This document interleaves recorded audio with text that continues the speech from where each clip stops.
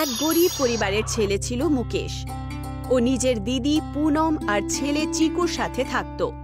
ও মাটির বাসন বানানোর কাজ করত। এই মাটির বাসন বানানোর কি লাভ? এখন কেউ কিনছেই না। চলো এবার খাবার খেয়ে নাও, অনেকক্ষণ ধরে ওই ধুলো মাটি দিয়ে খেলছো।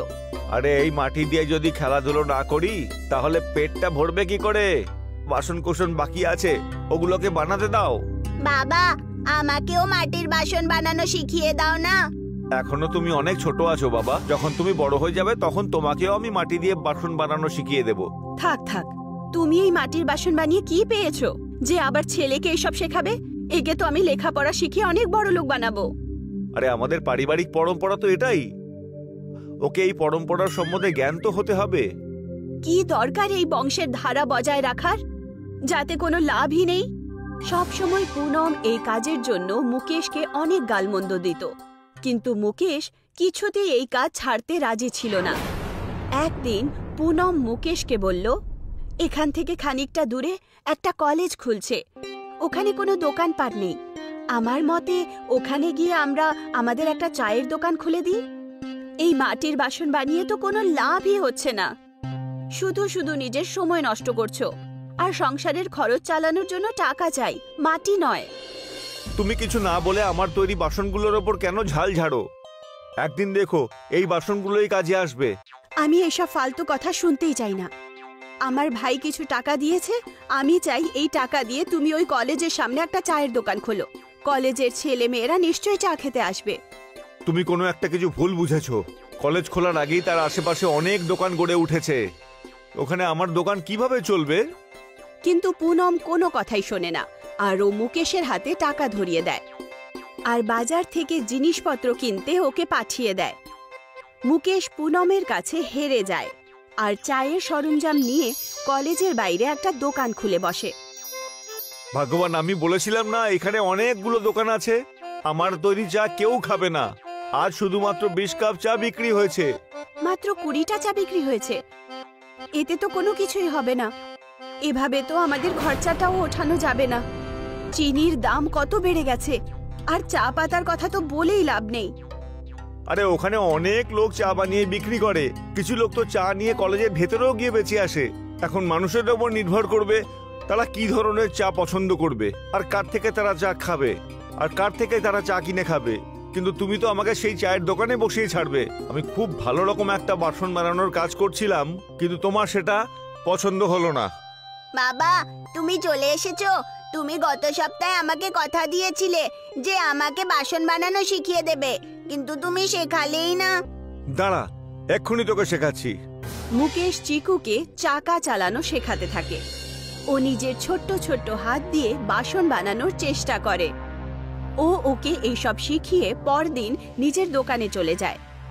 যখন ও চায়ের দোকানে খরিদ্দারদের অপেক্ষায় বসেছিল, তক্ষুনি চিকু দৌড়তে দৌড়তে সেখানে আসে।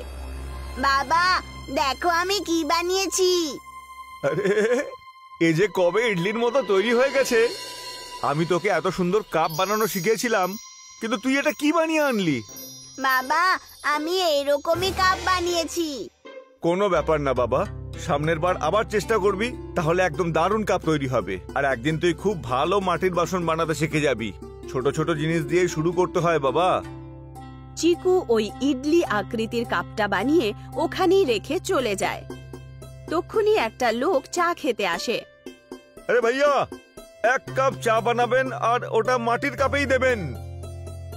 ভাই সাহেব, আমার কাছে মাটির বাসন নেই, বরঞ্চ আমার কাছে ডিসপোজেবল বাসন আছে, আমি তাতেই সবাইকে চা দিই। আরে কেন মিথ্যা কথা বলছো? এই তো কাপ রাখা আছে এখানে। এটা তো আমার ছেলে বানিয়েছে। আরে এটা তো দারুণ সুন্দর দেখতে কাপ, একদম ইডলির মতো একে দেখতে। আমি তো এর মধ্যেই চা খেতে চাই। মুকেশ ওই লোকটার জেদ করায় ওকে ওই ইডলি আকৃতির কাপটাতেই চা খেতে দেয়। আর ওই ইডলি আকৃতির কাপে চা খেয়ে লোকটার খুব ভালো লাগে, আর সেটা উনি কলেজের সবাইকে বলে দেন।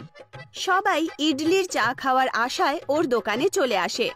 আরে পুনম, আজকে তো একটা দারুণ জিনিস ঘটেছে। সবাই ওই ইডলির মতো দেখতে কাপটাতে চা খেতে চাইছিল, যেটা চিকু বানিয়েছে।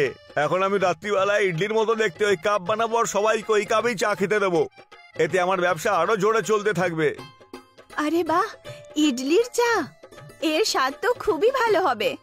চিকু তুই তো কামাল করে দিলি সত্যি, ইডলির মতো দেখতে চায়ের কাপ বানিয়ে। ছেলেটা কার?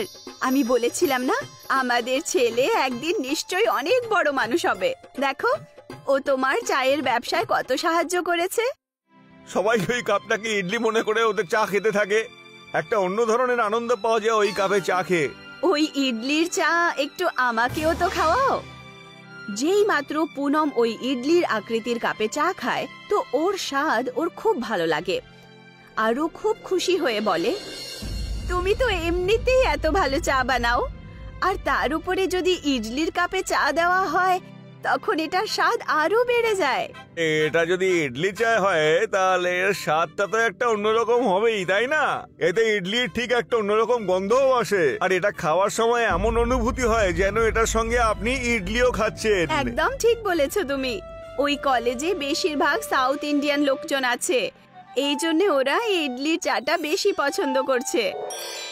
এবার মুকেশ ইডলিওয়ালা চায়ের নামে পরিচিত হয়ে গেল, আর সবাই ওই ইডলির চা খেতে চাইতো। ইডলির চায়ে একটা অন্যরকম স্বাদ পাওয়া যেত। আরে ভাই, তোমার এই ইডলি চা তো সত্যি খুব সুস্বাদু। এটা খেয়ে অন্যরকম মজা আছে। আমার এখানে একটা রেস্টুরেন্ট আছে, ওখানে তুমি কি চা বানাতে ইন্টারেস্টেড হবে? কিন্তু তুমি চিন্তা করো না, যত টাকা লাভ হবে সবটাই তোমার থাকবে। বাস তুমি শুধু আমার রেস্টুরেন্টে চা বানানোর কাজটা করো। এই ইডলি চাকে আমার রেস্টুরেন্টে রেখে ওখান থেকে বেচো। না স্যার, আমি ইডলি চা মানুষজনকে খুশি করার জন্য বিক্রি করি, নিজের লাভের জন্য নয়। এই চাটা খেয়ে মানুষের মুখে যে আনন্দের ছাপ আসে সেটা আমার জন্য লাভের থেকেও 1 লক্ষ গুণ বেশি।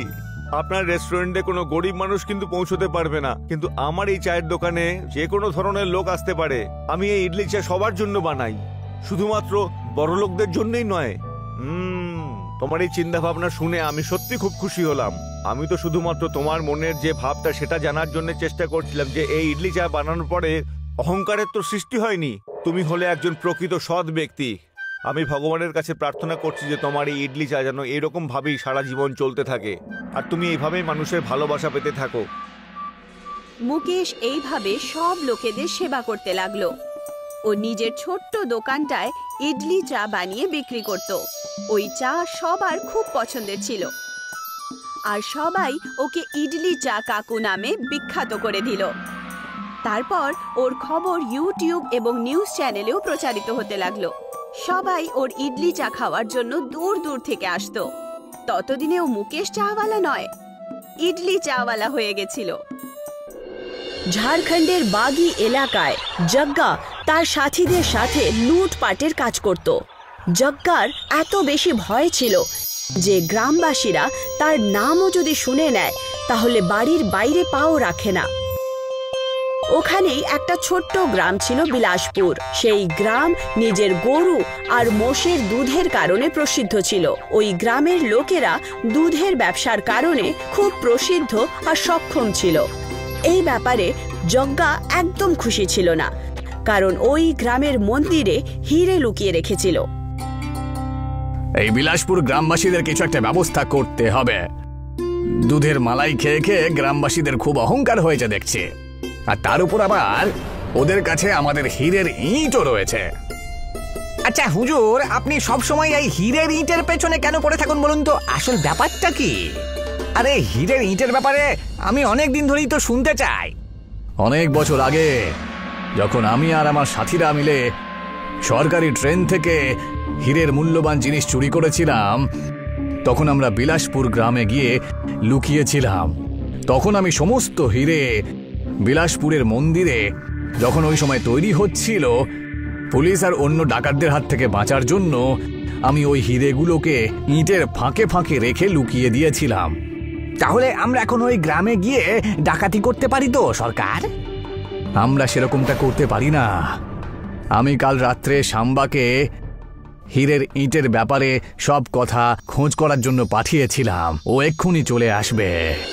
জগ্গা আর ডাকুরা কথাই বলছিল যে তক্ষুনি সাম্বা চলে আসে। আমি ওই গ্রামে রাখাল হিসেবে গিয়েছিলাম, আর আমি হীরেগুলো খুঁজেও ফেলেছিলাম, কিন্তু পূজারি চলে আসার ভয়ে আমি মন্দিরের রান্নাঘরের ভেতরে হীরের রুটি তৈরি করে রেখে দিয়েছি। আরে তোমার কথাগুলো শুনে আমার মাথাটা পুরো তালগোল পাকিয়ে যাচ্ছে।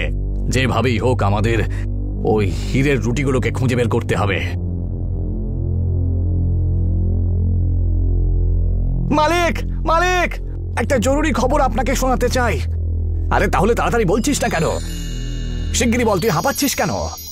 ওই বিলাসপুর গ্রামবাসীর লোকেরা হীরের রুটিগুলোকে মন্দিরের চমৎকার মনে করে মন্দিরের ভেতর ঢুকিয়ে দিয়েছে। আমি যেই এই খবরগুলো শুনতে পেলাম, আমি দৌড়ে আপনার কাছে চলে এলাম মালিক। বিলাসপুর গ্রামটা বিখ্যাত ওদের পশুদের ব্যাপারে। ওদের পশুগুলো যদি আমরা লুকিয়ে নিতে পারি, তাহলেই আমরা আমাদের হীরের রুটি অবশ্যই পেয়ে যাব। যজ্ঞা নিজের ডাকুদেরকে নিয়ে বিলাসপুরের একটা পুকুরের কাছে গিয়ে পৌঁছে যায়। এই পুকুরটা দেখতে পাচ্ছ? এখানেই বিলাসপুরের পশুগুলো সব সময় জল খাবার জন্য আসে, বুঝতে পেরেছো? আর তাহলে আমাদেরকে এইখানে সকাল অবধি থাকতে হবে আর ওদেরকে বন্দি করে নিয়ে যেতে হবে, কি সরকার? এই তুমি আজেবাজে বকো না তো, আমার কথা মন দিয়ে শোনো। এই পুকুরে অজ্ঞান হয়ে যাওয়ার ওষুধ মিশিয়ে দিচ্ছি। যেই পশুগুলো জল খাবে সঙ্গে সঙ্গে ওরা দেখবে অজ্ঞান হয়ে পড়বে। যজ্ঞার কথা শুনে ওর সাথীদাররা এরকমটাই করলো। সকালে যেই মাত্র বিলাসপুরের পাখিরা এবং গরু, মোষ আর অন্যান্য পশুরা ওই পুকুরের জল খেলো, ওরা ওখানেই অজ্ঞান হয়ে পড়ে যায়। আরে এসব কি হয়ে গেল? অনর্থ হয়ে গেল। এটা কি করে হতে পারে? এবার আমরা কি করব? এটাই আমার শেষ সম্পত্তি ছিল, আমার সব শেষ হয়ে গেল। সমস্ত গোয়ালারা ওখানে কান্নাকাটি করছিল। তখনও যজ্ঞা আর সাথীরা অন্য গ্রামের লোক সেজে ওখানে পৌঁছায়। আরে আরে কি হলো ভাই, তোমরা কান্নাকাটি করছো কেন? আমাদের বিলাসপুরের গরু আর মোষ দুজনেই অজ্ঞান হয়ে গেছে। হ্যাঁ ঈশ্বর! আরে এত চিন্তার কি আছে নিয়ে? আমাদের গ্রামে একজন মহান তান্ত্রিক মশাই এসেছেন। ও খুব তাড়াতাড়ি এই গরুগুলোকে, মোষগুলোকে ঠিক করে দেবে। আরে তাহলে এত চিন্তা করছেন কেন? তাড়াতাড়ি ডেকে পাঠান। ওদেরকে দেখে গোয়ালারা আশার কিরণ দেখতে পায়। যজ্ঞা তান্ত্রিকের রূপ নিয়ে ওখানে পৌঁছায়। তোমরা সবাই এত চিন্তিত কেন? এই পশুগুলোর কোনো ক্ষতি হবে না। আপনি যদি ওদের ঠিক করতে পারেন তাহলে দয়া করুন, না হলে আমাদের সংসার সব শেষ হয়ে যাবে গো। যজ্ঞা ওই গোয়ালাদের পশুদের পরীক্ষা করার নাটক করতে শুরু করে। এই পশুগুলোকে পুকুরের বিষ জলের সাহায্যে অজ্ঞান করা হয়েছে, বুঝেছো? যদি তোমরা চাও যে এই সব কিছু ঠিক হয়ে যাক, তাহলে একটা শর্ত পূরণ করতে হবে তোমাদের। আরে এমন কি শর্ত আছে বলো তো, যেটা আমাদের পূরণ করতে হবে? তোমরা সবাই এই পুকুরের জলটাকে এত নষ্ট করে দিয়েছো যে চারিদিকে এই জল বিষ হয়ে গেছে, বুঝেছো? এই জলের শুদ্ধিকরণ করতে হবে। সেই জন্য ওই যে চমৎকারী রুটি আছে না, যার চর্চা সব জায়গায় হচ্ছে, সেই রুটি এই জলে দিতে হবে। তাহলেই জল শুদ্ধি হয়ে যাবে আর তোমাদের সমস্ত পশু আবার আগের মতন হয়ে যাবে। আরে তুমি কি সত্যি সত্যি তান্ত্রিক নাকি অন্য কেউ? আরে ও যেটা বলছে সেটা সত্যি, বুঝেছো? তোমাদের এরকমটাই করতে হবে গো। মাঝে মাঝে গ্রামবাসীদের উপরে এরকম কালো ছায়া দেখা দেয়, সেই জন্য তান্ত্রিকের কথা শুনতে হবে গো। আমাদের কাছে আর তো কোনো উপায়ও নেই, আমরা একদম আপনার কথা মতো করব। যজ্ঞাকে তান্ত্রিকের বেশে দেখে গ্রামবাসীরা ওকে চিনতেই পারে না, আর বিলাসপুর গ্রামে গিয়ে হীরের রুটি নিয়ে চলে আসে। ততক্ষণ তোমরা একটা কাজ করো তো দেখি, ওই পশুগুলোকে কোথাও একটা লুকিয়ে রাখো। ওদের যদি হঠাৎ করে জ্ঞান ফিরে আসে তাহলে আমাদের সমস্ত প্ল্যান ভেস্তে যাবে। আমি ওদের কাছ থেকে সমস্ত হীরের রুটি নিয়ে রেখে দেব। আচ্ছা হুজুর, আমরা তো আগেই পশুগুলোকে আলাদা করে রেখে দিয়েছি, এখন শুধু আপনি ওদেরকে একটু অন্যদিকে নিয়ে যান। যদি আমরা ওই হীরের রুটি একবার পেয়ে যাই তাহলে সারা জীবন আমরা শুধু নাচতে থাকবো, বুঝেছো? আর ফুর্তি করব। ততক্ষণই ওখানে গ্রামবাসীরা হীরের রুটি নিয়ে চলে আসে। এবার তোমরা টের পাবে যে আসল খেলাটা ঠিক কি। আরে কি ভাবছেনটা কি আপনি? তাড়াতাড়ি আমাদের পশুগুলোকে ঠিক করুন। আরে ওই পশুগুলো ছাড়া আমাদের কাছে আর কোনো ধনসম্পদ নেই। সমস্ত চমৎকারী রুটি এই পুকুরের জলে ফেলে দাও। তারপরে এই পুকুরের জল শুদ্ধ হয়ে যাওয়া অবধি অপেক্ষা করো। তারপরেই তোমাদের সমস্ত সমস্যা সমাধান হয়ে যাবে। গ্রামবাসীরা যেই মাত্র সমস্ত হীরের রুটি পুকুরে ফেলতেই যাচ্ছিল, তক্ষুনি যজ্ঞা ওদেরকে বলে, একটা কাজ করুন, এই চমৎকারী রুটিগুলো আপনি আমাদেরকে দিয়ে দিন। আগে আপনি আমাদের থেকে বেশি জানেন, এই নিন। আরে এটাই তো আমি চাইছিলাম। যজ্ঞার কথা শুনে গোয়ালারা নিজের হাত দিয়ে হীরের আলোকিত রুটি ওনাকে দিয়ে দেয়। এইবার আসল খেলা শুরু। এই চমৎকারী রুটি দিয়ে আমি বড়লোক হয়ে যাব।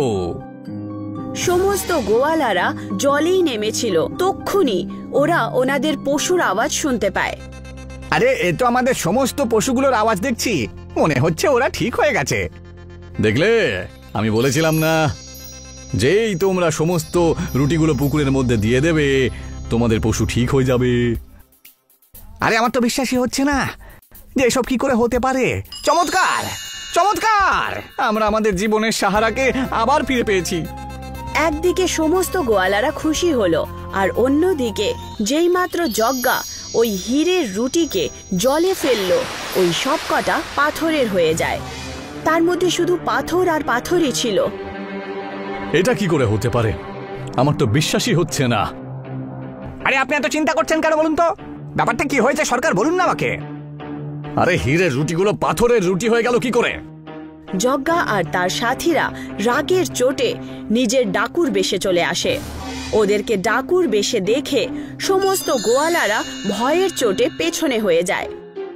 আরে এ তো ডাকাত যজ্ঞা, আমাদের কাছ থেকে চমৎকারী রুটি কাটতে এসেছিল। যজ্ঞা আর তার সাথীরা সংকটে চলে এসেছিল। তক্ষুনি ওই পশুদের মধ্যে একটা গরু গৌমাতার রূপ ধারণ করে।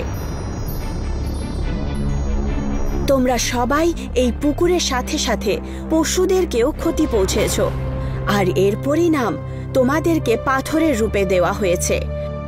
আমি তোমাদেরকে শ্রাপ দিচ্ছি, এখন থেকে তুমি আর তোমার সাথীরা এই পুকুর থেকে 100 মিটারের দূরত্ব পার করতে পারবে না। তোমরা তোমাদের সারা জীবন এখানেই যাপিত করবে। না, এটা ছলনা, আমাদের সাথে ছলনা হয়েছে। যজ্ঞা আর তার সাথীরা খুব চেষ্টা করলো, কিন্তু ওরা ওই পুকুর থেকে দূরে যেতেই পারল না। গৌমাতার আশীর্বাদে সমস্ত গ্রামবাসীরা খুব খুশি হয়ে ওঠে, আর সমস্ত পশুরাও খুব ভালোভাবে চারা খেতে শুরু করে। এই দেখো, এই পাথরের রুটিগুলো আবার হীরের হয়ে গেছে গো। এগুলো আমরা মন্দিরের ভেতরে গিয়ে সুরক্ষিত রেখে দিই, বুঝলে? আরে এটা আবার বলার কি আছে, আমরা একদম এরকমটাই করব। সমস্ত গ্রামবাসীরা হাসি খুশি বিলাসপুরে দুধের ব্যবসা করতে শুরু করে, আর সমস্ত লোকেরা হাসি খুশি জীবন যাপন করতে লাগে, আর খুব জোরে সোরে দুধের ব্যবসা আবার শুরু হয়ে যায়। প্রতাপগড় গ্রামে বৈদ্যনাথ কৃষক থাকত। এমনিতে তো বৈদ্যনাথ খুব বুদ্ধিমান আর গুণী ছিল, কিন্তু নিজের ভাইয়ের অলস হওয়ার কারণে সব সময় চিন্তিত থাকত। বৈদ্যনাথের ক্ষেত কম হওয়ার কারণে ও গ্রামের জমিদার ঠাকুরের ক্ষেত নিয়ে ওখানেই চাষবাস করত। ঠাকুর খুব ভালো করে জানতেন যে বৈদ্যনাথ কাজের লোক। ওর বুদ্ধিমত্তা আর ভালো মানুষ হওয়ার কারণে ঠাকুর ফসলে খুব লাভ করছিল। আরে ভাই বৈদ্যনাথ, আজ সন্ধ্যেবেলা তাড়াতাড়ি চলে যাস, আর যাওয়ার সময় কিছু খাবার আর মিষ্টি আমার বাড়ি থেকে নিয়ে যাস, ঠিক আছে? হ্যাঁ হ্যাঁ, যাওয়ার সময় আমি খাবার আর মিষ্টি দুটোই নিয়ে যাব। কিন্তু এটা কোন খুশিতে তুমি করছো ভাই? আরে গোটা গ্রামের সবাই জানে, আর তুমি জানো না, আমাকে শ্যামলাল তার ক্ষেতটা দিয়ে দিয়েছে, কারণ আসলে ধার শোধ করতে পারেনি না। আরে বাহ মালিক, বাহ, আপনি ওর জমিটাও হাতিয়ে নিলেন, এটা তো দারুণ একটা ব্যাপার হলো। বৈদ্যনাথ ঠাকুরের ঘর থেকে মিষ্টি আর খাবার দাবার নিয়ে নিজের বাড়ি আসে, আর সমস্ত কথা নিজের বউকে জানায়। আরে ভগবান, কোথায় আছো গো? এই দেখো, আমি তোমার জন্য অনেক রকম খাবার আর প্রচুর ধরনের মিষ্টি নিয়ে এসেছি। হ্যাঁ, এটা কোন খুশির জন্যে? এতগুলো পয়সা তোমার কাছে কোত্থেকে আসলো? আরে এই মিষ্টি আর খাবার দাবার তো সব মালিক দিয়েছে। ওই শ্যামলাল ওর নিজের জমি ওনার নামে করে দিয়েছে না, সেই জন্যেই। শ্যামলাল ওনার নাম করে দিয়েছে নাকি লুটে নিয়েছে ওরা? আরে তুমি একদম ঠিক বলেছো রূপা, সব কিছুই তো ঠাকুরের। রাস্তাঘাট সব ঠাকুরের, কুয়ো ঠাকুরের, হাল ঠাকুরের, আবার ফসলও ঠাকুরের। আরে তো আমাদের আছেটা কি, গ্রাম বা দেশ? তুমি মন খারাপ করো না, খাবার বার করে দিয়েছি, তুমি খেয়ে নাও। আরে ওই যে কথায় বলে না, আমাদের জন্য তো শুকনো রুটি অনেক ভালো। আর এখন অন্যদের ভাগ্যে ক্ষীর না জুটলে আমরা কি করব? বৈদ্যনাথ সকালে আবার ঠাকুরের জন্য চাষবাস করার জন্য চলে যায়। আরে মালিক কি আছে, কোথাও দেখা যাচ্ছে না কেন? আমি ক্ষেত কিভাবে চাষ করব? আরে সমস্ত হাল প্রতিবেশীর বিয়েতে চলে গেছে। বিয়েতে হাল লাগানো শুভ বলে মনে হয়। তুমি একটা কাজ করো, গিয়ে আজকে নিজের ক্ষেত থেকে হাল নিয়ে আসো আর তাই দিয়ে আমার ক্ষেত চাষ করো। ঠিক আছে মালিক, আমি আমি আমি আমি এরকমটাই করব। বৈদ্যনাথ বাড়ি গিয়ে নিজের পুরনো হাল বার করে নেয় আর সেটা নিয়ে ঠাকুরের ক্ষেতে পৌঁছায়। বৈদ্যনাথের পুরনো হালের নিচের দিকে একটা হিরে ছিল, যার ব্যাপারে বৈদ্যনাথ কিছুই জানতো না। একটা ছোট্ট হিরে, যার মূল্য 1 লাখ টাকা ছিল। আরে আজ তো আমি প্রচুর ক্লান্ত হয়ে পড়েছি, খুব জোরে খিদে পেয়েছে ভাই। বিকেল হয়ে গেল। বৈদ্যনাথ যেতেই যাচ্ছিল যে ওখানে ঠাকুর চলে আসে আর বলতে শুরু করে, আরে ভাই বৈদ্যনাথ, তুমি এখনো এখানে আছো? বাড়ি কখন ফিরবে ভাই? আজ এতটা সময় কিভাবে লেগে গেল? মালিক, আজকে ওই হালটা নিয়ে আসতে গিয়ে একটু দেরি হয়ে গেল না, সেই কারণেই। এই দেখুন, এটা হলো কি আমাদের পারিবারিক হাল। আমার বাবা মৃত্যুর সময় শুধু এই হালটাই দিয়ে গেছিলেন। ঠাকুর হালের দিকে একটা চমকানো হিরে দেখে আর অবাক হয়। আরে এই হালটাকে তো দেখে খুব দামি মনে হচ্ছে, কিন্তু এই হালটা এই মূর্খটার কাছে কি করছে? হালটা তো খুব ভালো এবং বেশ বড় বলেই মনে হচ্ছে। হ্যাঁ, একটা কাজ করো, তুমি এটা এখানেই তুমি দেখে যাও। আরে বাকি খেয়ে তো চাষ করতে হবে না, তো আমার কাছে তো কোনো হাল নেই, কালকে এসে তখন নিয়ে যাও। আরে মালিক, এটা কোনো বলার মতো কথা? আমি যাওয়ার সময় সেরকমটাই করব। এই হালটাকে এখানেই রেখে যাব আমি। ওই হীরের হালকে দেখে ঠাকুরের মনে লোভ চলে আসে আর সে ওই হিরেটাকে নিয়ে শ্যাকড়ার কাছে পৌঁছায়। আরে আসুন ঠাকুর সাহেব, আসুন। আরে আপনার কোন হার আর কোন বালাটা বানাতে হবে? এই ফটো কাজ করতে আসেনি, আমি তো এই হিরে বেচতে এসেছি। এই হিরের থেকে বল তুই আমাকে কত পাবো আমি? এই হীরাটার দাম তো 20 লক্ষ হবে। এটা আপনি কোত্থেকে পেলেন? এটা তো খুবই বিখ্যাত একটা হীরা, পান্নার হীরা। আরে তুমি কাজের ব্যাপারে কথা বলো, আর এর পয়সা নিয়ে এসো। ঠাকুর শেখরের কাছ থেকে টাকা নিয়ে নিজের বাড়িতে চলে যায়। এই ব্যাপারের খবর বৈদ্যনাথ কিছুই জানতে পারে না। আরে ভাই বৈদ্যনাথ, তুমি কি বাড়িতে আছো নাকি? মালিক, আপনি এখানে? কোনো লোককে পাঠিয়ে দিতে পারতেন, না হলে আমি নিজেই চলে যেতাম। কি এমন ব্যাপার হয়েছে মালিক? আরে আমি তোমার উপর অনেক খুশি ভাই। এই নাও কিছু টাকা, নিজের ধার শোধ করে দিও, আর এটা দিয়ে বাকি কিছুদিন আরাম করে জীবন কাটাও। আর হ্যাঁ, আমি তোমার হালটা তোমার ঘরের পাশেই রেখে দিয়েছি। ঠাকুর এইটুকু বলে ওখান থেকে চলে যায়। বৈদ্যনাথের চোখ পড়ে যখন হালের দিকে, তখন ও নিজের বউ রূপাকে ডেকে ওকে বলে, আরে আরে ভগবান, এই দেখো আমাদের হালে ওই হিরেটা এখন আর নেই, যেটা চকচক করতো সব সময়। কোথাও হারিয়ে গিয়েছে হয়তো। আর কি, কাল সকালে যখন যাবে তখন ঠাকুর সাহেবের খেতে দেখে নিও। বৈদ্যনাথ পুরো রাত ঘুমোতে পারে না। ও শুধু হালের ব্যাপারেই ভাবতে শুরু করে। ঘুমানোর পর তার স্বপ্নে তার দাদু আসে, যিনি এখন আর বেঁচে নেই, আর ওকে বলেন, কত বোকা তুমি! ওই ঠাকুর তোমার সঙ্গে অন্যায় করেছে। যেটাকে তুমি ফলের মণি বলেই ভাবতে, সেটা ছিল আসলে হীরা, যেটা আজকের দিনে একটা বহু মূল্যবান বস্তু। ওই ঠাকুর হাল থেকে ওটা বার করে তোমাকে ঠকিয়ে দিয়েছে। আরে এখন আমি কি করব? আমার তো বুদ্ধি চলে গেছিল সেই সময়। তুমি চিন্তা করো না, ওটা তো একটা ছোট্ট টুকরো ছিল। আমাদের ঘরের পায়খানাটা পুরোটা জাদু হিরে দিয়ে তৈরি। সেখান থেকে গিয়ে নিয়ে নাও, সেটা দিয়ে নিজের ক্ষেত চাষ করে নাও। ওটা দিয়ে কি হবে? ওটা দিয়ে তোমার ক্ষেতের ফসল অত্যন্ত উন্নত হবে, দেখতেও সুন্দর হবে, আর অত্যন্ত সুস্বাদুও হবে, বুঝেছিস? এটা কোনো সাধারণ হাল নয় কিন্তু। স্বপ্নে নিজের দাদুকে দেখে বৈদ্যনাথের চোখ খুলে যায় আর ও নিজের বউকে সমস্ত কথা বলে দেয়। কি বললে তুমি? ওই ঠাকুর আমাদের সাথে এরকম করলো? আমরা ওকে ছাড়বো না জানো। আরে শুধু তুমি দেখে চলো যে আমি কি কি করতে পারি, কি কি ভাবে করি সেগুলো। বৈদ্যনাথ একদম সেরকমই করল। জাদুই হীরের হাল বাড়ির একটা রুম থেকে বার করে। এই ক্ষেতে তুমি কি চাষ করবে বলো? এই ক্ষেতে আলু, এটা হীরের হাল দিয়ে তৈরি হবে, অত্যন্ত সুন্দর এবং সুস্বাদু। যেইমাত্র বৈদ্যনাথ ওই জাদুই হীরের হাল চালায়, হীরের হাল চমকাতে শুরু করে। এরকম মনে হচ্ছিল যেন পুরো ক্ষেতে বিদ্যুৎ চমকাচ্ছে। এই দেখো, আমাদের জাদু হীরের হালের যে ক্ষমতা, তার প্রভাব খেতে পড়েছে। তোমার দাদু যদি আর কিছুদিন আগে তোমার স্বপ্নে চলে আসতেন তাহলে ওনার কি কোনো ক্ষতি হয়ে যেত? আমাদের জীবন খুব পাল্টে গেছে এখন। আর ও নিজের ক্ষেতে সারা দিন পরিশ্রম করে ওখানে চাষবাস করে। ওই জাদুই হীরের হালের কারণে বৈদ্যনাথের খুব বেশি লাভ হতে শুরু হয়। ও ঠাকুর থেকেও বেশি ধনী হয়ে যায়। মালিক, এখন গ্রামের প্রতিটি লোকই ওই বৈদ্যনাথের কথা শোনে। গ্রামের প্রত্যেকেই ওর ফসল দিয়েই নিজেদের ঘর চালায়। গত কিছুদিন ধরে বৈদ্যনাথের জীবন একদম পাল্টেই গেছে। আরে আমাকেও তো এই ব্যাপারটাই কুড়ে কুড়ে শেষ করে দিচ্ছে। ওর জীবনে এমন কি ঘটনা ঘটলো যার জন্য বৈদ্যনাথের জীবন এভাবে পাল্টে গেল? ঠাকুর আর ওনার চাকর বৈদ্যনাথের খুব বড় একটা বাড়িতে যায়। আরে কোথায় তুমি বৈদ্যনাথ? আরে শুনতে পেলাম যে তুমি জীবনে অনেক উন্নতি করে ফেলেছো। হ্যাঁ, উন্নতি তো হয়েছেই, কারণ আমি থোড়ি না কারোর সঙ্গে ছলনা করেছি। আপনি তো আমার হাড়ের হিলেটাকেও ছল করে নিয়ে নিলেন, কিন্তু ভগবানের ইচ্ছেটা কিছু অন্যরকম ছিল।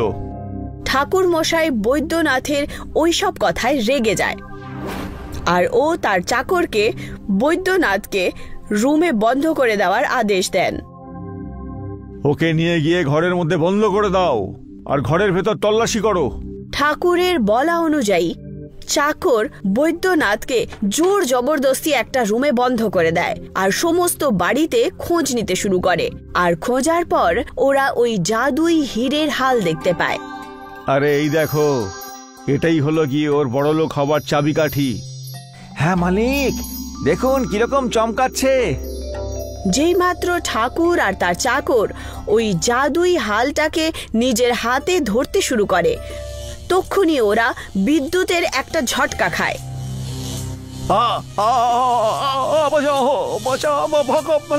এখান থেকে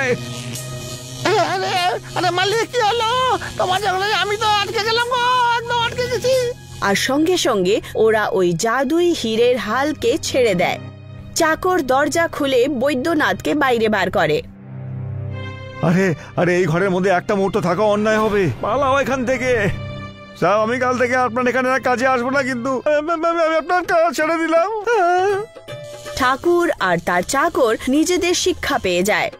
বৈদ্যনাথও এই ব্যাপারে জানতে পেরে যায় আর ও নিজের দাদুর ফটো দেখে হাসতে শুরু করে আর খুশি খুশি নিজের জীবন যাপন করতে শুরু করে।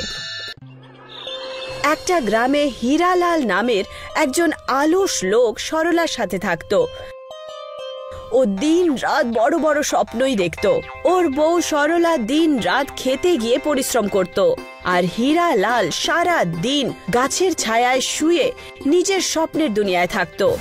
ওর কাছে সম্পত্তির নামে শুধু একটু জমিন আর একটা ঝুপড়ি আর শুধুমাত্র দুটো ষাঁড় ছিল। বিয়ের অনেক বছর পরও ওদের কোনো সন্তান জন্ম নেয় না। ওর বউ নিজের বরের অলসতার কারণে খুব চিন্তিত থাকত। আজও ওর বউ যে ক্ষেত থেকে ফেরত এসেছিল, তখন ও দেখলো যে হীরালাল ঘুমোচ্ছে আর ওর খুব রাগ ওঠে। সারা দিন ষাঁড়ের মতো খেতে কাজ করি আর তারপর বাড়িতে ফেরার পর রান্না বান্নাও করতে হয় আমাকে, আর তুমি সারা দিন খাটের ওপরে শুতেই থাকো। আরে তুমি কেন চিন্তা করছো সরলা? ব্যাস আর কয়েকটা দিনেরই তো ব্যাপার, তারপর দেখো আমরা দুজন টাকার বিছানায় শুয়ে থাকবো। হীরালালের কথা শুনে সরলা নিজের মাথায় হাত রেখে বলে, কিছুদিনের মধ্যে কি হয়ে যাবে গো? হে ভগবান, আমার তো কপালটাই খারাপ যে আমি তোমার মতো একটা আলস বরের সঙ্গে থাকছি। কাজকর্মে তো আমার সহায়তা করোই না, ব্যাস শুয়ে শুয়ে বড় বড় স্বপ্নই দেখতে থাকো। তোমার এই ফালতু স্বপ্ন শুনে শুনেই আমার অর্ধেক জীবন শেষ হয়ে গেল। একে তো ভগবান আমাকে তোমার মতো আলস বর দিয়েছে, আর তার উপরে সন্তান সুখও দিল না আমাকে। তক্ষুনি ওখানে জমিদার সূর্য সিং নিজের লোকেদের সাথে হীরালালের বাড়িতে চলে আসে, আর ও রাগের মাথায় হীরালালকে বলেন, আমার টাকা তোমায় এক্ষুনি ফেরত দিতে হবে হীরালাল। আরে কয়েকদিনের মধ্যেই আপনার পাই পয়সা আমি চুকিয়ে দেব সাহেব। হীরালাল, তুমি গত 6 মাস ধরে আমাকে একই কথা বলে আসছো আর আমাকে বোকা বানিয়ে চলেছ। আমি প্রত্যেকবার তোমার কথায় বিশ্বাস করি, কিন্তু আজকে আমি খালি হাতে ফিরবো না। আজকে আমার এক্ষুনি এই মুহূর্তে আমার সমস্ত টাকা লাগবে। হে ভগবান, ও কি আপনার কাছ থেকেও টাকা নিয়ে এসেছে?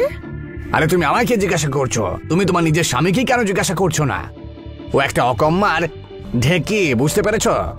জমিদারের কথা শোনার পর সরলা খুব জোরে জোরে কাঁদতে শুরু করে আর বলে, হে ভগবান, এটা কেমন বর দিলেন আমাকে? আমি ওনার ঋণ দিতে দিতে ক্লান্ত হয়ে গেছি। কালই তো আমি বীরজুর ঋণ শোধ করে এসেছিলাম, আর আজ দেখছি জমিদারের থেকেও টাকা নিয়েছে। নিজের বউকে কাঁদতে দেখে হীরালাল খুব ভাবুক হয়ে পড়ে। ও হাত জোড় করে জমিদারকে বলে ওঠে, আর কয়েকটা দিন আমাকে সময় দিয়ে দিন। আমি আপনাকে কথা দিচ্ছি, কয়েকদিনের মধ্যেই আপনার সমস্ত পয়সা আমি দিয়ে দেব। কি করে বিশ্বাস করব আমি? আরে তুই তো কোনো কাজও করিস না, তোর বউ তোর সংসার চালায়, ঠিক কি না? কাল থেকে আমিও তো আমার বউয়ের সাথে জমিতে চাষ করতে যাব। আমিও একজন কিষান, আমিও পরিশ্রম করতে পারি। হীরালাল, আমি একটা জিনিসে বিশ্বাস করি, যখনই আমি কারোর থেকে আমার ধারের টাকা নিতে যাই তখন আমি খালি হাতে ফেরত যাই না। পয়সা তো আমি তোমার কাছ থেকে পরে উসুল করে নেব, কিন্তু তার সুদ আমি এই মুহূর্তে আজকেই নিয়ে যাব। আসলে জমিদারের চোখ হীরালালের ওই জমির ওপরে ছিল, আর ও এই লোভেই হীরালালকে সময়ের পর সময় দিয়ে যাচ্ছিল, কিন্তু হীরালাল ওর চাল বুঝতেই পারছিল না। আচ্ছা শোন, আমি সুদের বদলে তোর এই দুটো ষাঁড়কে নিয়ে চলে যাচ্ছি আমি। সূর্য সিংয়ের কথা শুনে সরলা আরো জোরে জোরে কাঁদতে শুরু করে। সরলাকে কাঁদতে দেখে সূর্য সিং ঠাট্টার স্বরে বলে ওঠে, কান্নাকাটি করো না সরলা বোন, কেউ কান্নাকাটি করলে আমি দেখতে পারি না। আমি তোমাদের ষাঁড় তো নিয়ে যাচ্ছি, কিন্তু তার বদলে তোমাদের জন্য আমি এই মুরগিটা রেখে গেলাম। তোমরা ততদিন তোমরা এই মুরগির সাহায্যে জমি চষে নিও।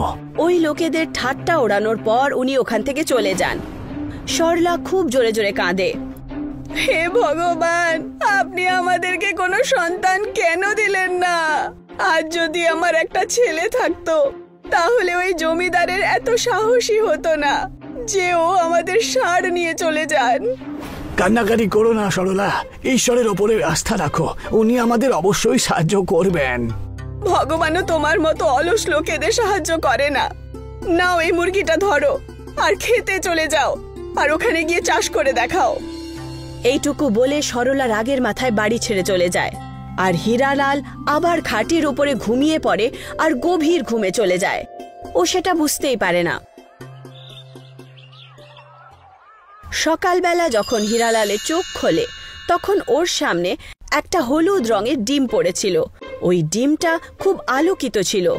ও সেই ডিমটা তুলে দেখলো ওই ডিমটা আসলে সোনার ছিল।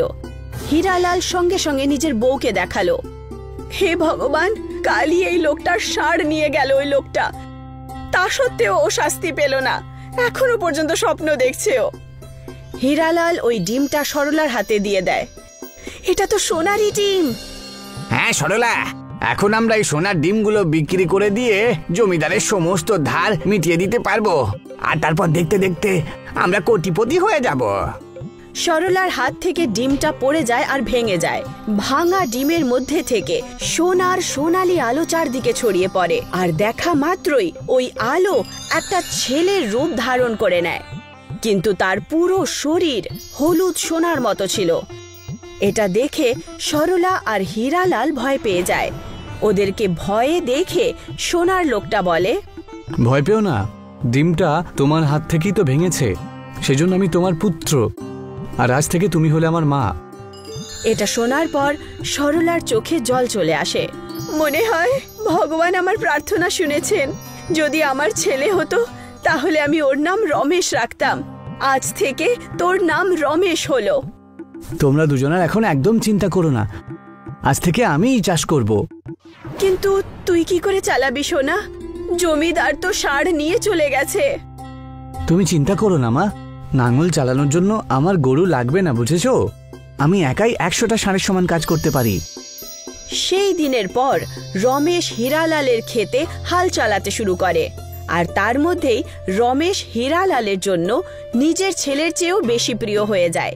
কিছু মাসের মধ্যেই হীরালালের ফসল তৈরি হয়ে যায়। কিন্তু ফসল যেই মাত্র কাটা হলো, সমস্ত ফসল সোনার রূপ ধারণ করে।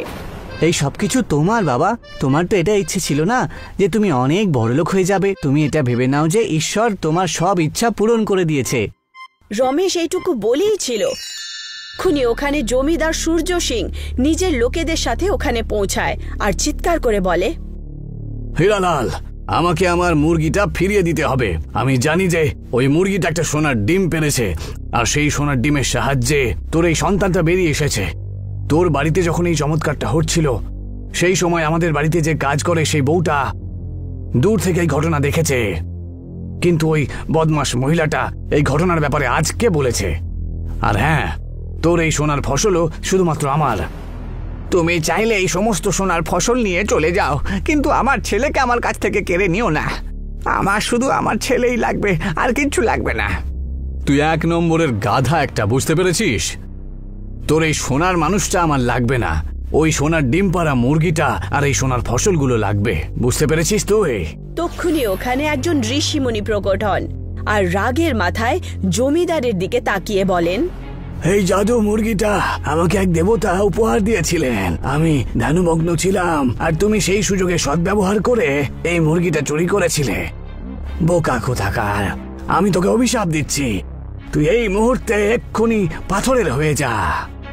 ঋষিমুনির এইটুকু বলা মাত্রই জমিদার আর ওর লোকেরা সবাই পাথরের রূপ ধারণ করে। আর ওই মুরগি ওই ঋষিমুনির কাছে চলে আসে। ঋষিমুনি হীরালালকে বলেন, তোর কি এই সোনার ফসলগুলো লাগবে? না, আমার শুধু রমেশ লাগবে। হীরালালের কথা শোনার পর ঋষিমুনি হেসে বলেন, তুই যদি সোনা চাইতিস তাহলে আমি তোকেও পাথরের তৈরি করে দিতাম। যা, এই সোনার ফসলও তোর, আর এই সোনার মানুষটাও তোর। এইটুকু বলে ঋষিমুনি আর ওই মুরগি ওখান থেকে গায়েব হয়ে যায়। হীরালালের সমস্ত স্বপ্ন সত্যি হয়ে গেছিল। সিমলার একটা গ্রামে একটা ছেলে থাকতো, সূর্য। সূর্যের বাবার চায়ের দোকান ছিল। ও সকালবেলায় ওনার সাহায্য করত আর তারপর স্কুলে যেত। স্কুলে সূর্যের সাথে কেউ কথা বলতো না, কারণ ও চাওয়ালার ছেলে ছিল। ও সবার সাথে কথা বলার চেষ্টা করত, বন্ধুদের গ্রুপে সামিল হতে চাইতো, কিন্তু কেউ তার সাথে কথা বলতো না। আর যদিও কথা বলার চেষ্টাও করত, তখন সবাই ওর নামে ঠাট্টা করত। এই, তোর আমার সাথে ভিডিও গেম খেলবি? হ্যাঁ, আমি খেলবো। এই, আমি চা বানানোর জন্য বলছি না, গেম খেলার জন্য ডাকছি, বুঝলি? যা এখান থেকে। সূর্যের মন খুব খারাপ হয়ে যায়। ও বাড়ি গিয়েই মুখ ফুলিয়ে বসে থাকত। সূর্যের বাবা এটা দেখেন আর ওর জন্য খাবার নিয়ে আসেন। আরে, কি হয়েছে সূর্য? এরকম মন খারাপ করে বসে আছিস যে? এই নে, খাবারটা খেয়ে নে, তোর ভালো লাগবে, নে। বাবা, তুমি কোনো অন্য কাজ করছো না কেন? এতগুলো কাজের মধ্যে থেকে তুমি এই কাজটাই পেলে? আরে, চা বানানোটা অন্যায় তো নয়। আরে, সকালবেলা উঠে সবাই চায়ের কথাই বলে, বুঝলি? না, আমার বন্ধুরা এটা নিয়ে ইয়ার্কি করে, আমায় ওদের সাথে খেলতেও দেয় না। আচ্ছা, তুমি বলো কোন খেলাটা খেলবে, এক্ষুনি খেলি, চলো। তোমার সাথে না, আমি বন্ধুদের সাথে খেলবো। এইটুকু বলে ও ওখান থেকে চলে যায়, খাবার না খেয়েই। সূর্যের বাবা এটা দেখে খুব খারাপ পায় যে ওনার কারণে সূর্যের বন্ধুরা ওর সাথে খেলা করে না। পরের দিন তার বাবা চা বানানোর সাথে সাথে অন্য কাজও খুঁজতে শুরু করে। আর সূর্যের স্কুলে বাচ্চাদেরকে বাইরে ট্রেকে নিয়ে যাওয়ার কথা চলছিল। কয়েকদিন পরে তোমাদের সবাইকে একটা জঙ্গল ট্রিপে নিয়ে যাওয়া হবে। তোমরা সবাই তৈরি থেকো। সব বাচ্চারা খুশি হয়ে যায়। সূর্য বাড়ি ফেরে আর এই কথাটা তার বাবাকে বলে। বাবা, আমাকে স্কুলের তরফ থেকে জঙ্গল ট্রিপে নিয়ে যাওয়া হচ্ছে। আমাকে জরুরি জিনিস প্যাক করে দিয়ে দাও। আরে বাহ, এ তো খুব ভালো কথা। তুমি তোমার জিনিসপত্রের মধ্যে একটা ছোট গামলা নিয়ে যাও, জানো? যদি ওখানে রান্না করতে হয় তাহলে কাজে লাগবে, বুঝতে পেরেছো? হ্যাঁ বাবা, নিশ্চয়ই। আর হ্যাঁ, তোমাকে আর একটা কথা বলে দিচ্ছি, আমি নতুন কাজ খুঁজছি। তোমাকে আর বন্ধুদের সামনে লজ্জিত হতে হবে না, বুঝতে পেরেছো? ওরা তোমার সাথে ভালো করে কথা বলবে, দেখো। সত্যি বাবা? হ্যাঁ। সূর্য হাসি খুশি ভাবে বাবাকে আলিঙ্গন করে। কিছুদিন পর জঙ্গল ট্রিপে যাওয়ার দিন চলে এলো। সব বাচ্চারা ওই জঙ্গলে পৌঁছে যাওয়ার পর ট্রেকিং শুরু করে দেয়। আমি তোমাদেরকে 4 জন করে গ্রুপে ভাগ করে দেব, যার মধ্যে একজন লিডারও থাকবে। আমরা সবাই একসাথে থাকবো আর নিজেদের কাজ করব। সবাই নিজেদের লিডারের কথা মানবে, বুঝতে পেরেছো? সবাই নিজেদের ব্যাগ নিয়ে ট্রেকিং শুরু করে। আরে কাকে লিডার বানিয়ে দিল? ও তো চা বানানো ছাড়া কিছুই পারে না। দূর। সবাই হাসতে শুরু করে। সূর্যের মন খারাপ হয়ে যায়। কিছুক্ষণ হাঁটার পর আয়ান ক্লান্ত হয়ে পড়ে। ঠিক আছে, আমরা এখানে একটু আরাম করি, একটু আর কিছু খাবার দাবার খেয়েও নি। বাকি সবাইও মেনে যায় আর বসে পড়ে। না, আমরা থামতে পারবো না। যদি বসে পড়ি তাহলে লেট হয়ে যাবে। খুব তাড়াতাড়ি অন্ধকার হতে চলেছে। এই দেখো, লিডার হয়ে গেছে বলে আমাদেরকে হুকুম দিচ্ছে। হ্যাঁ, না, আমরা কোথাও যাব না। তুই যেতে চাইলে তুই একা যা। আমরা আমাদের খাবারটা খাওয়ার পরেই ট্রেকিং শুরু করব। তুই যা তো। সূর্যের বারণ করা সত্ত্বেও ওরা সবাই ওখানেই থেমে যায়। লিডার হওয়ার দরুন সূর্যও তাদেরকে ছেড়ে যায় না, ওখানেই থেমে যায় ওদের সাথেই। কিছুক্ষণ পর টিচার আর বাকি বাচ্চারা এগিয়ে যায় আর ওরা সবাই পেছনে থেকে যায়। ওরা আরাম করে খাবার খাওয়ার পর আবার তাদের ট্রেকিং শুরু করে দেয়। কিন্তু খুব শীঘ্রই সূর্যাস্ত হয়ে যায় আর অন্ধকার হয়ে যায়। আরে, অন্ধকার হয়ে গেল এখন দেখছি। এখন তো রাস্তাও খুঁজে পাচ্ছি না। বাকি বাচ্চারাও ভয় পেয়ে যায়। কিছুক্ষণের মধ্যেই এরকম একটা মোড় আসে যেখান থেকে রাস্তা জানাটা মুশকিল হয়ে যায় আর ওদেরকে ওখানেই দাঁড়াতে হয়। এখন তো আমিও রাস্তা জানি না। আমার মনে হয় আমাদেরকে চিৎকার করা উচিত। সঙ্গে সঙ্গে 4 জন মিলে টিচার আর ক্লাসের অন্য বাচ্চাদেরকে ডাক দেয়, কিন্তু কিছুই হয় না। টিচার, টিচার, আরে কেউ শুনতে পাচ্ছ? আমরা হারিয়ে গেছি, কেউ আছে? সবাই চিৎকার করে, কিন্তু কোনো উত্তর পাওয়া যায় না। মনে হয় আমরা অনেক পিছিয়ে আছি। আমরা আগের রাস্তাও জানি না। তাহলে এখানেই দাঁড়িয়ে যাই। হতে পারে যদি এগিয়ে যাই তাহলে আমরা রাস্তাই ভুলে যাব। না, আমাদের চেষ্টা করতেই হবে। হয়তো আমরা ওখানে পৌঁছে যেতে পারি। অনেক রাত হয়ে গেছে তো, জানোয়ারেরও ভয় আছে। আর টিচার আমাদেরকে খুঁজতে খুঁজতে চলেই আসবে নিশ্চয়ই। আমাদের এখানেই দাঁড়ানো উচিত। সবার এটাই ঠিক মনে হয় আর ওরা ওখানেই বসে পড়ে। কিন্তু কিছুক্ষণের মধ্যেই রাত হয়ে যায় আর ঠান্ডা ঠান্ডা হাওয়া বইতে শুরু করে। আর ওদের কাছে বাঁচা খাবারও খুব কম ছিল। এখন তো আমাদের কাছে আর খাবার মতন একটুও খাবার নেই দেখছি, আর জলও শেষ। সেই জন্য আমি বলছি আমাদের চলে যাওয়া উচিত। আরে কিন্তু যাবো কোথায়? আমরা তো রাস্তাও জানি না। আমার তো খুব ভয় করছে। জন্তু জানোয়ার চলে এলে কি করব আমরা? খুব শীত করছে। হ্যাঁ, আমারও। আমি আগুন জ্বালাচ্ছি। আর সবাই মিলে আগুন জ্বালায়। কিছুক্ষণ হওয়ার পর আগুন কম হতে শুরু করে। এবার কি করবো? এত ঠান্ডায় আগুন নিভে যাচ্ছে। আগুন যদি না জ্বলে তাহলে আমরা ঠান্ডাতেই মরে যাব। সূর্য কিছু একটা ভাবে আর বলে, আমার কাছে একটা আইডিয়া আছে। আমার কাছে বাসন আর চা পাতা আছে ব্যাগে। ওটা আগুন বুঝে যাওয়ার পরেও গরম থাকবে, আমাদেরকেও গরম রাখবে। তা সূর্য সঙ্গে সঙ্গে বাসন বার করে আর সবাই ওকে নিজের জলের বোতল দেয়। কিন্তু তা সত্ত্বেও জল কম ছিল। ওখানে পাশে একটু বরফ পড়েছিল। ওরা বরফ তুলে নেয়। যখনই কালো চা তৈরি হয় আগুন নিভে যায়। কালো চা সবার ভালো লাগে। সেটা খাওয়ার পর সবাই প্রশংসাও করে, কিন্তু আয়ান চুপচাপ চাই খায়। কিছুক্ষণ পর তারা পাতা নড়ার আওয়াজ পায়। সবাই ভয় পেয়ে ওঠে। আর গাছের দিকে তাকায়। তখন ওদের টিচারকে ওরা দেখতে পায়। সবাই শান্তির শ্বাস নেয়। ক্যাম্পে পৌঁছানোর পর যখন টিচার তাদের প্রশংসা করে, তখন আয়ন বলে যে ওরা সুরক্ষিত হয়েছে শুধু সূর্যের কারণে। আয়নের মুখে এইটুকু শুনে সূর্য খুব খুশি হয়। সূর্যের বুদ্ধিমত্তার কাহিনী শুনে সবাই সূর্যর সাথে বন্ধুত্ব করে। যদি সূর্য চা বানাতে না জানতো তাহলে হয়তো ওরা সবাই তার সাথে বন্ধুত্ব করত না। আজ প্রথমবার সে চাওয়ালা হওয়ার দরুন গর্বিত মনে করছিল। পরের দিন ও হাসি খুশি নিজের বাবার কাছে যায় আর ওনাকে এই সমস্ত ঘটনা বলে।